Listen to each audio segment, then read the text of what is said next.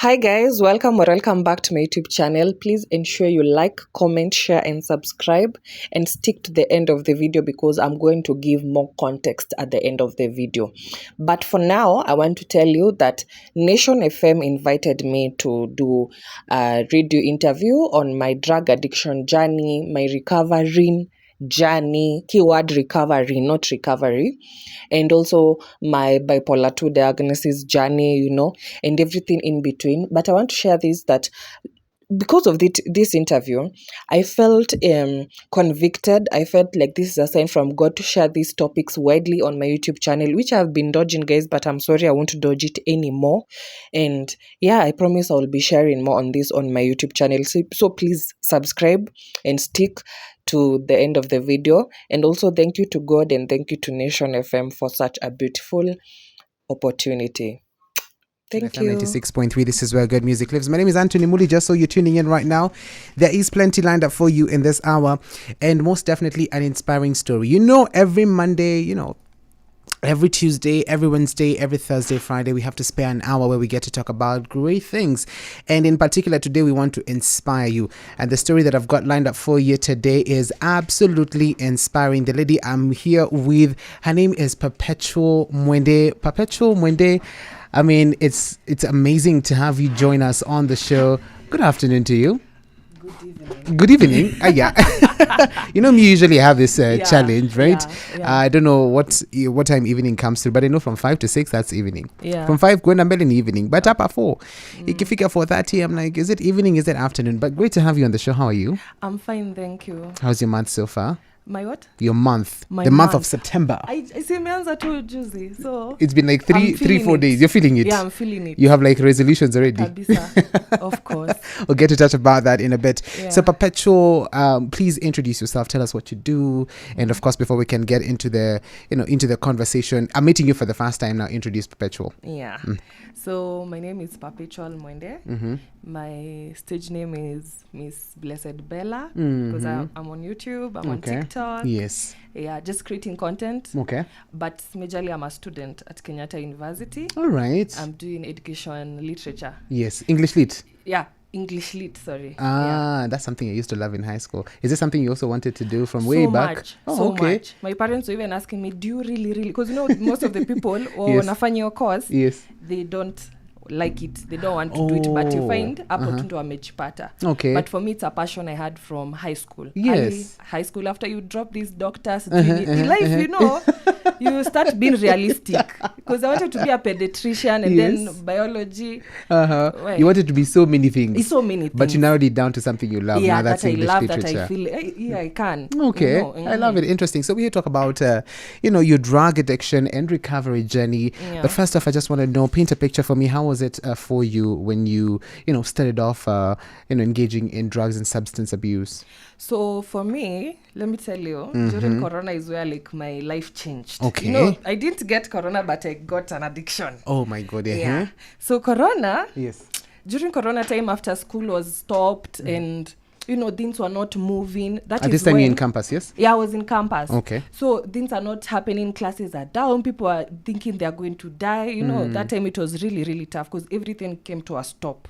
Jobs, nini. Yes. So that's when I found myself being idle. Completely idle. Nothing to do. Because it's the same routine. It became monotonous. And then being with family, especially kama you guys have underlying issues. It's when, because everybody is stressed. Haendi kazi, haendi shule. Yes. Now we are here to deal with each other. So it's when I was like, because I slipped into a kind of a depression, not really deep. Later on, ilikuja because of the drugs. Right. So I decided to, just explore with my friends. I started drinking. But now the funny thing is, when I started drinking, I'd never drunk before. Okay. And when I started drinking, I started with this hard liquor. I started as shots. Okay. Because that is what I used to feel. It was baptism by fire for you. For fire, Yeah.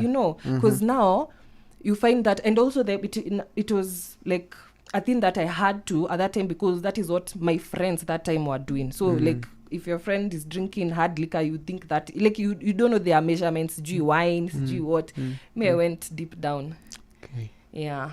Wow. So this is happening in 2020 Yeah, into 2020. 2021. So how long were you in this cocoon? So 2020, it was liquor. Yes. But as now things started moving, 2021 is now when there was this lockdown. Like Yes. things were still corona-ish. Right. So I decided, let me now like explore other drugs. Now that time I got into depression because the alcohol had made my life kind of difficult, because I was not able to go back to school, because now we were moved to online classes. I wasn't able to join the online classes because I'm up and about, Yes. partying, Yes. traveling. Today Yes. I'm there, like even my parents could not control me. I was everywhere. And that is what I felt like is for me, because the problem is there are different kinds of alcoholics. Yes. There are those ones that cope. There are those ones that are social drinkers.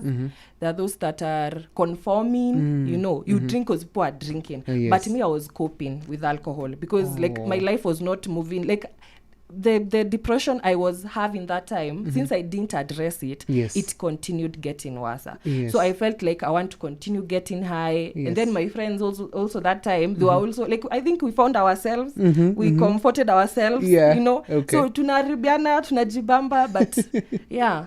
Well, how bad was it? It was really bad because at some point I got into a car accident, a really bad one, that my backbone got...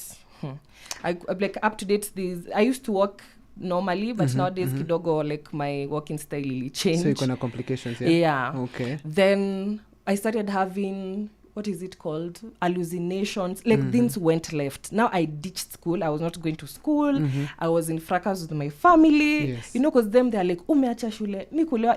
On the other side, Yes. you don't see these things because you are away from reality. And then Yes. since you are depressed, because I even became suicidal, so I was not like focused to things that people are focusing in life. Because me, I'm just like, I want to die. Now why do I bother doing these things people are doing? And then shule. Nini endeleni kupendanana na wazazi wenu. Me, see, when I die, I will die. I want to rest. Because I was really depressed. And it had not been addressed because also my parents are not able to reach out to me because I'm not listening. Right. I'm not sharing. Yes. Them, they're just only seeing the alcohol and the drugs. Because I used to take weed, lots of weed. Cocaine, Yes. I tried. Heroin also. And alcohol. Hard alcohol. Now hapo nilikuwa na explore all other things, but sijawahi fikia keg. Hiyo ndio nilisikia. Ni ngumu. Nisema because when you start with hard liquor, you just want to get high. Sasa these things that you're taking, sijui 2 cups, sijui beer, those ones I didn't want. I just wanted to get high all the time. Okay. So it got back to a point that my ulcers, because Yes. I've had ulcers when I was in what form? I think form 1. Stressia high school. Yes. So I developed ulcers. So my body also started aching. I lost a lot of weight because now someone who's coping with alcohol, Yes. they don't even eat well. Okay. So I was really tiny. I got slim. Like on my socials, I still have those pictures just, Yes. as a testimony. Because I have a lot Exactly. of flesh. Nimeunga sahi. Yeah. All right. So I was not able to eat. My ulcers got worse. I was vomiting blood. My liver had issues. But I'm not stopping because me, I'm not here to stay. Let Yes. these drugs kill me. For you, you're like kaende. Kaende. Wow. Yeah. Wow. So we come back in a bit and then we can touch on her recovery story, because my goodness, I'm like super surprised. And you see how bold she is. She's talking about it. We'll get to know if maybe she's engaging in some projects that are helping people out here, right? So where can we find you on social? So of course we can engage with you as the show continues at Miss Blessed Bella on TikTok, Yes. on IG, on YouTube. Because Yes. YouTube, I love creating content on YouTube. All right. So you're a content creator, student, student. and so many things. All right. Yeah. So here is Say You Bad by Skills featuring Wonder Banton as you're with the sounds of Zuchu coming through in a bit. 07190389.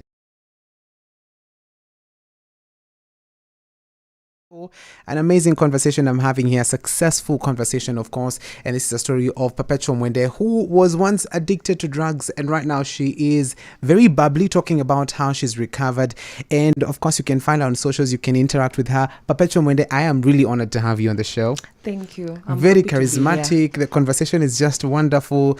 So you mentioned in the previous link that you had an accident. Yeah. How did this go down? So I was with my ex-boyfriend, ex.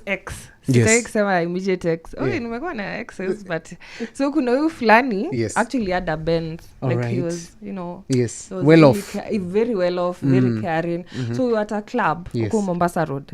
Then tukakosana, fracas, because you know the problem is when you drink to cope with issues, those issues will still come up. So that's why we find there are some people who drink and then they start crying, others want to fight. So me, I would really drink and get angry and violent. So tukakosana nini. Then I said, you can stay here. I took the keys and I left off. I didn't even go far. The car crashed a roll, but I really thank God. I only got injured now by my back and my left leg. Yeah. So you were like speeding? Very much. But you know I how was to not drive? even seen. Yeah, I know how to drive. Okay. But that time I didn't even have a license. So let's start from them. Maybe even I could have been arrested, but... Oh my God. Anyway. So now let's talk about when you decided enough is enough. When was this, and what triggered this decision? Now, my parents, they got tired. Because they were like, this girl will one day die. Because I was doing very crazy things. So my mom, actually started off my mom wanting us to go for a drug test. And which I knew. Sasa, namwambia why bother mom? Yes. Because I don't know what was her idea. Okay. Then I said, ni sawa, we can go. She said, we're going to go to Aga Khan. So the following day, because now the problem is now I got to find out when I went to rehab that I have bipolar 2. That is the reason why my depressive disorder never used to, like, it was continuous, even the suicide thoughts, you know, feeling unworthy, and then liquor is something that triggers bipolar. So unadhani unajisaidia na unachemsha mambo vibaya sana. So the following day she had a problem with, I had worn a very very short dress, you know, because I knew after this I have plans. Tukamaliza na drug test yake. So she quarreled me about the dress and I was like, ata siendi mom, siendi. Then I left the house and I went. We live sides at Ruiru. Right. So I went to Kamaki's, those nice clubs, and it was around actually 9. You can imagine me, I used to drink even in the morning. I never wanted to be sober, you know. Okay. So I went, I bought some Zinga. That time I was also smoking cigars. And then a friend of mine, now like, Kwanza, if you're listening to this and you know you have an addiction problem and you live in Roysambu, hama tu. Tafadhali hama. Because Roysambu is a place that you can get a lot of things. A lot of things. Be introduced to a lot of things. So afterwards, I was going to link up now with a friend there. So I'm going, let me just tour lock. Then I went up to that place. Kumbe, my mom was following me. I didn't know. The whole time she was following me. So kidogo mi nimekaa tu, I'm seeing police officers, you know. Then me I'm thinking maybe ni mask. So I'm seeing my mask is here. Plus I'm not taking anything illegal that time. Cigarette and you know liquor ziko acceptable in Kenya. Yes. So wakakuja wakaniambia you call Mwende. Then I was like hey, they carried me. You know I'm violent kwanza when I drink. It was a drama. People were actually even standing to look because now they carried me wakaneka kwa gari ya mamangu. I got sandwiched there. So my mama had come with 3 cops. Moja ameketi mbele na yeye. Alikuwa amemwambia msichana, she can beat all of us actually. She's very violent. So we must be armed. Yeah, we must be armed. In terms of numbers, not because I didn't refuse because nimeona mamangu. So I'm like, labda ni drug test napelekwa. Nikaenda. They gave me food. I refused to eat because you know that time, you know, eating became a problem. When you find someone who is willing to buy liquor over food, that's someone who has a very big problem. And it's very serious. And they may end up dying because of malnutrition, you know. So we went to the police station, a lot of lectures. Me, I'm just like, aki watu suamalize, niko na plan. Niko na mipango. That time they have taken my liquor. That time I'm telling them, so at least let me finish. Honestly, this Mzinga, you guys, why you been like so this? Who's actually giving you the money to buy this liquor? Now, that time, I started like coppering money. I started borrowing money because I will be given money each year. Then my parents were like, let them cut me off financially so that they can see if I can continue. So because they had friends who are doing it, and let me tell you, if you find a friend who is willing to buy you liquor and nothing else, maybe I've not eaten, na shughuli na hiyo.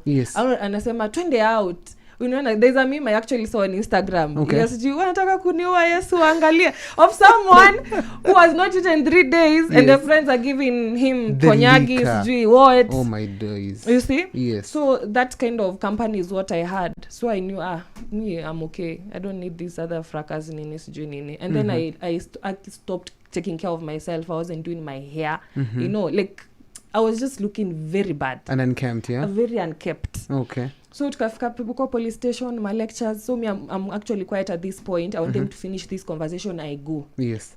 So even my dad came. My dad was very angry. Anakuangana asirengine. That time he was not even looking at me. So he was like, now I want us to go somewhere. Yes. And peer officers wanted to escort because at this they cannot handle you. They cannot handle me because first they know you're violent because you're drunk. Yes. I can even jump out of the car because there's a time I even tried doing that when I had an argument with a friend. So you see, like this liquor was making me like an unstable person completely. Okay. Because me, I'm feeling okay, but the things the behaviors I'm exhibiting, they're not okay. So I mean, nikasema I didn't even fight. I was like, it's the drug test. I even slept hata sikuwa sumbua. Yes. You know, that time I'm still high. Okay. So we got to a place, it looks like it's here in Dome. Yes. That's when I just tumefika Dome. So I see a place looking like a mansion. I'm like, hey, kwani what's up? These guys have decided to find me a new home. Kidogo tumeingia, it's like an office. Kuna reception, nikaingia. Then I was hearing them talking, then I had 3 months. Then I asked them, kwani what is this place? Why are you bringing me? Why are you bringing me? And we are there with the cops, yes. my parents. Okay. So akasema, one day, we have seen you're really going a bad down path, and you'll end up losing your life. Because my mom actually said a statement that really hurt me. She was like, every day she would wake up fearing that she'll be called to fetch my dead body because she was so scared, you know. So tumekaa hapo, mnasikia nini, then kidogo nikaambiwa sipewi simu because now me I'm holding on my phone because I need now to call my friends. Hapa sasa what I'm outnumbered. Yes. You guys, I need to leave because I'm wasting my time. I have places to be. People are waiting for me, you know? So they took my phone. I was in denial. I was quiet. I was not even talking to anybody. Then after the following day, I woke up and actually it came to my realization because niliachwa. Mamangu akaambiwa aende vitu zangu atazileta kesho asubuhi. That's the last time I saw my dad because alirudi tena now during the family reunion when you're being released to rehab. Yes. So rehab, first of all, rehab si rahisi. My God, ukiona mtu ameenda rehab, just know it's bad. Because 3 months now, things have been held standstill. Kama ulikuwa job, utaenda job. You're not going to work. Losing your work. Yes. If you're in school, 3 months hiyo ni semester mzima. Meisha. Yes. Hata ukirudi unapata watu wakifanya exam kata hata utapata. You see. So staying there was actually like a wake up call for me because I got to interact with other alcoholics, other drug takers. Kwanza watu wa weed, we used to comfort each other. Then we will share. You'll be like, Akiwo, today I feel like getting high. Oh no. Then we are like, you know what, let's just move past it, yeah? Yes. We had counselors who were helping us. That's when I even knew I had bipolar too. But I didn't take it seriously. Because I was like, you know, when people like saying, so you hata labda ako bipolar. When you get diagnosed, you will start, hata uta find it ikiwa funny anymore. Because someone who has bipolar in quotes for those who say they have, and they're able to live a normal life functional, aki hapo akona bipolar. When you have a mental illness, it affects how you function. It affects your life. And you can see this person, if they are not treated, wanaendelea kuwa worse. Because you see me now, sikuwa shule anymore. Nimeacha wazazi kwanza, you know, for them even to get angry and even cut off finances, I was even eating my school fees. So they think I'm in school. Because that time I was in Karatina before nikuje KU. Yes. So they are sending money, me I'm eating fees. I'm going out. I was living the life. So even the balance might accumulate. Balance, after they didn't know I'd deferred. You know I'd deferred. After sa nilazimishwa, because hata nilazimishwa nirudi sa your side. So I deferred.